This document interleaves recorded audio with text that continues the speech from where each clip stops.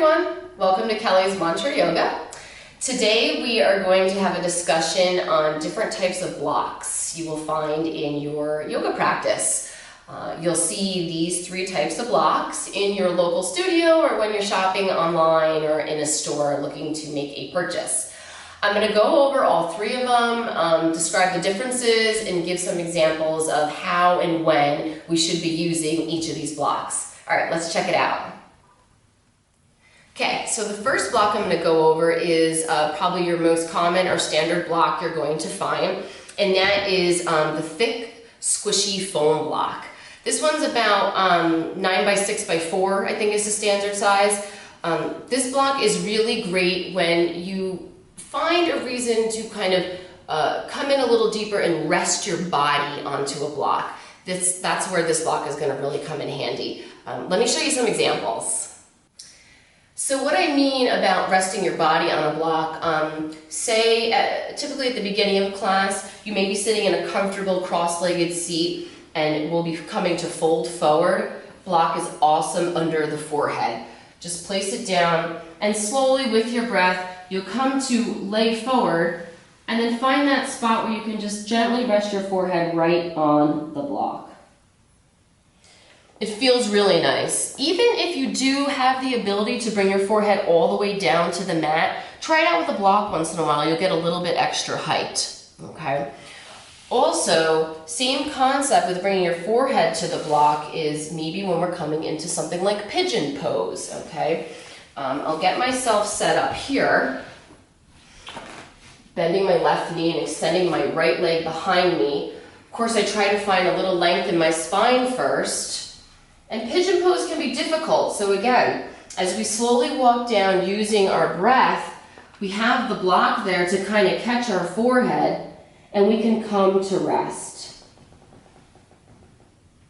And it feels wonderful. Typically we'll be cued to stay in pigeon for quite a while, so this is a really nice prop. Now, in addition to placing the block under your forehead, a lot of people need a little extra height under their seat of the bent leg, okay? So we can come to take this block and just kind of cushion it right under our left seat here. And then again, we come to fold forward, and that height allows us for a little more extension and the ability to come in a little deeper. Okay, so also one more reason, I mean there's a bunch of reasons, but another common way I use my foam block is for any core exercise in yoga. It's a wonderful core prop. Say just for example, we'll come to place this block in between our feet, and we'll allow our feet to squeeze very tightly on the block, which is going to ignite really all of our leg muscles. Say we're working through a core move where we're extending the arms overhead. On the exhale, we come up to grab the block and then place it back down. Okay, so it really is a nice prop for core work. All right, let's talk about the second block. This is also in a soft foam block. It's a little bit smaller than the first one. It's about 9 by 6 by 3. And I coined this block as my transition block. It was actually the first one I bought for my home practice. And it's perfect if you're arriving in your asana or your posture and you've made a ton of practice, but you still need a little bit more assistance, a little bit more opening, a little bit more lengthening. That's when this block is really going to come in handy. So let me show you a couple examples. So a posture I've been working very diligently on is my side angle. I'm getting very close, but like I was saying before, I still need a little bit of height. And I'm going to show you how this transition block can really come in handy. Okay, so I'm going to come to place it on the outside of my left foot where I'm going to be bearing weight onto the block. And when I open up coming into my warrior two, right from here I can come right down to place my hand on that block.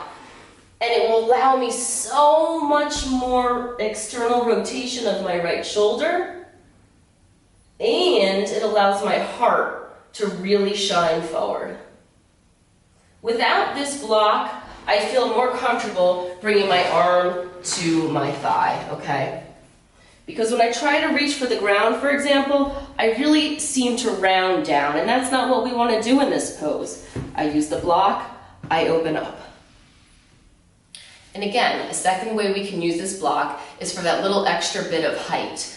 At the beginning of class, you may be coming into a seated meditation for quite some time, and that may feel uncomfortable. You can enlist a blanket, or you can use a small block like this.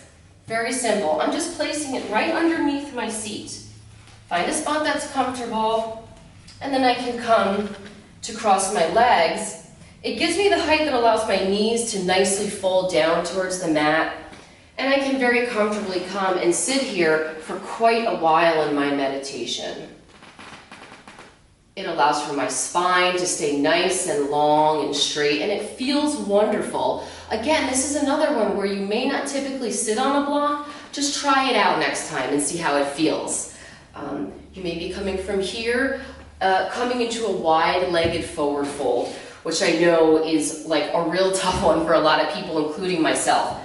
Already here, I feel so much longer in my upper body, and it allows me to kind of fold forward with a little bit more of that height and find that comfortable place because I'm sitting up here on the block. Again, for our third example, same concept. We're going to use this block to give us some height underneath our seat when coming to bring legs up the wall, which is a beautiful restorative pose. And of course, it's also an inversion. When bringing legs up the wall, we'll come to bring our right side of our leg and our seat very close to the wall.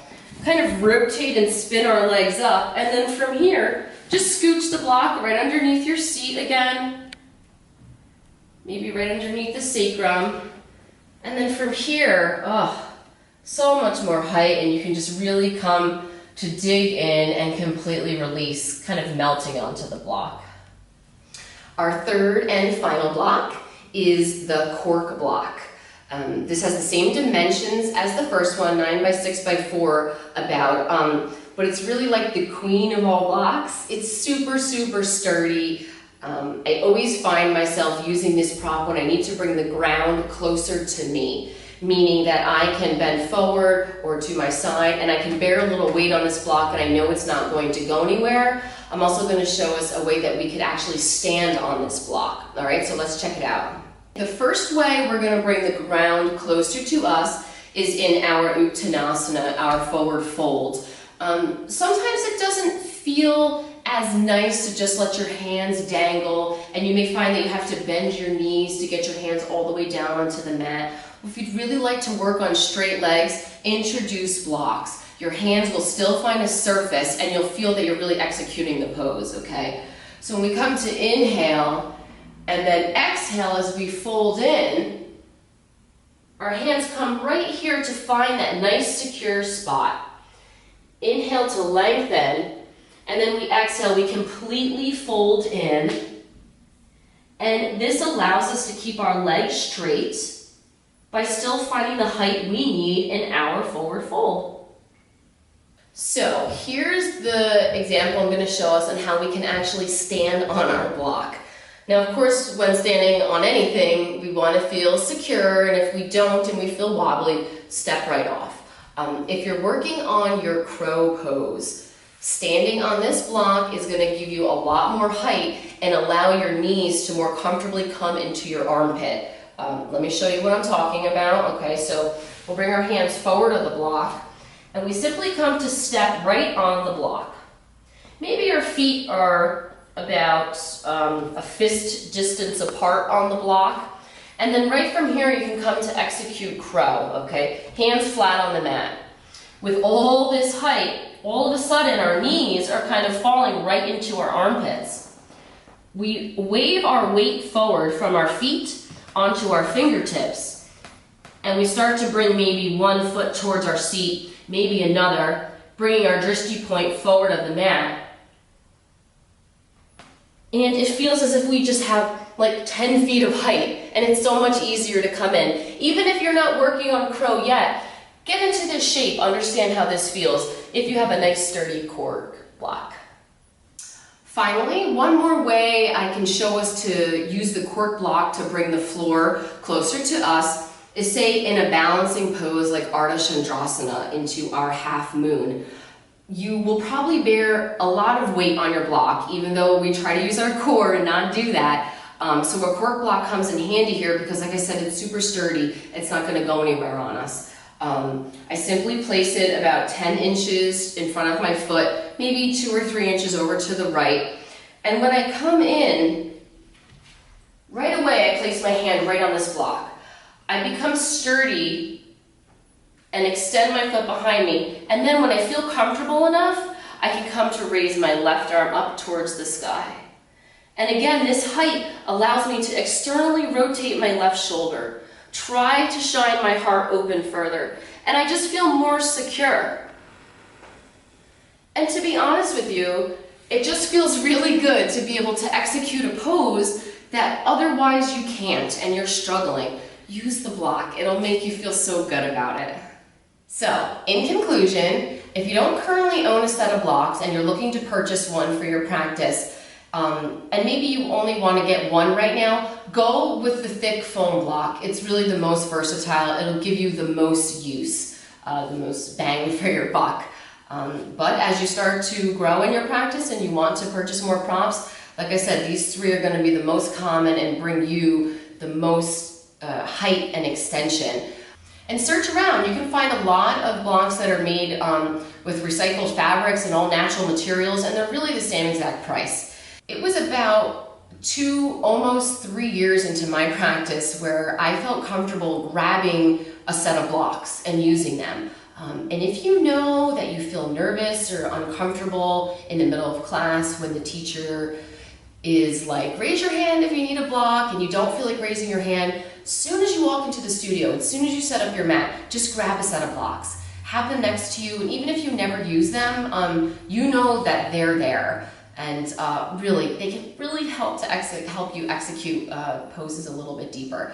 So if you guys have any questions or comments, or you want to share with me how you utilize your blocks best, please leave them below, and definitely subscribe. I have another video that's enlisting only blocks for getting into some core work a little bit deeper. Thank you so much for stopping by. Namaste, friends.